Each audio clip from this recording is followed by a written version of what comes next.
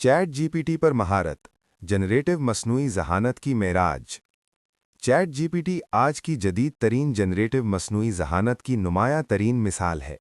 ये इस बात की अलामत है कि इंसान और मशीन के दरमियान ताल्लुक़ किस तरह तब्दील हो रहा है।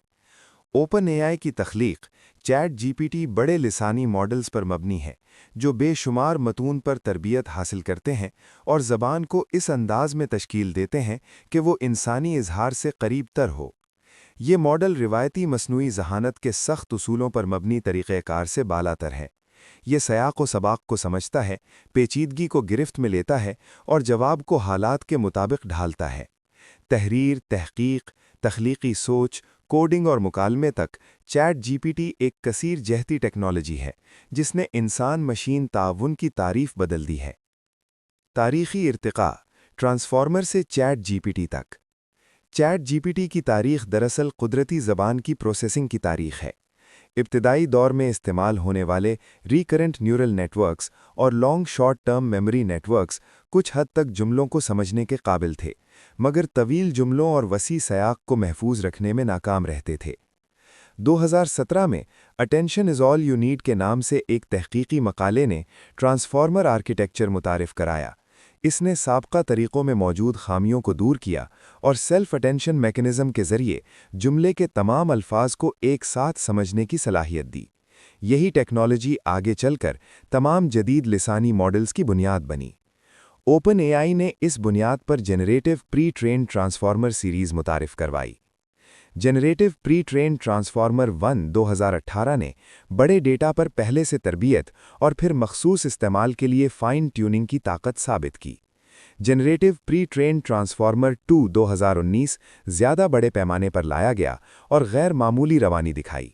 जनरेटिव प्री ट्रेन्ड ट्रांसफॉर्मर 3 2020, जिसमें 175 अरब पैरामीटर शामिल थे, ने दुनिया को हैरान कर दिया और ऐसी तहरीरें तख्लीक़ कीं जो इंसान जैसी महसूस होती थीं। 2022 में चैट जीपीटी मुतारिफ़ हुआ, जिसने ह्यूमन फीडबैक से रीइंफोर्समेंट लर्निंग के ज़रिए अपनी अफ़ादियत और दुरुस्तगी में मज़ीद बेहतरी पैदा की। आगे चलकर रीजनिंग मॉडल्स शामिल किए गए, जो फ़ैसला साज़ी और तज्ज़िये जैसे मुश्किल कामों के लिए ज़्यादा काबिल भरोसा हैं। काम करने का तरीक़ा, इदराकी इंजन की वजाहत। चैट जीपीटी कई सतहों पर मुश्तमिल हिसाबी अमल के ज़रिए काम करता है, जो किसी हद तक इंसानी फ़हम से मुशाबे है।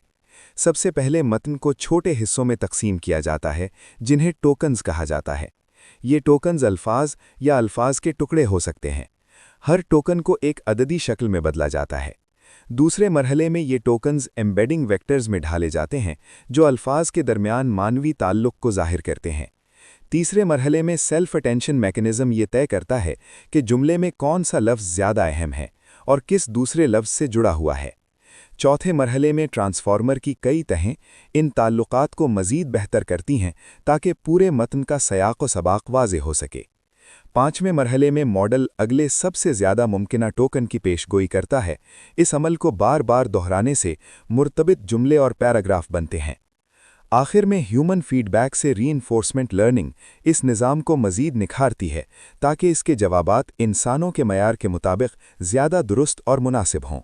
इस्तेमालात और इत्लाक़ात, हक़ीक़ी दुनिया की तब्दीलियाँ। चैट जीपीटी आज मुख्तलिफ़ शोबों में इनक़िलाब बर्पा कर रहा है।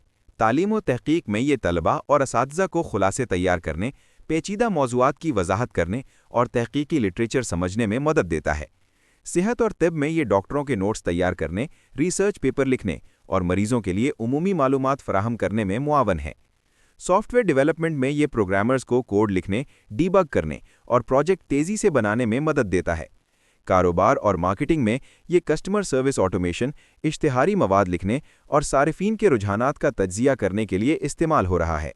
मीडिया और तख्लीकी शोबे में ये स्क्रिप्ट, कहानियाँ और तख्लीकी तसव्वुरात पेश करता है।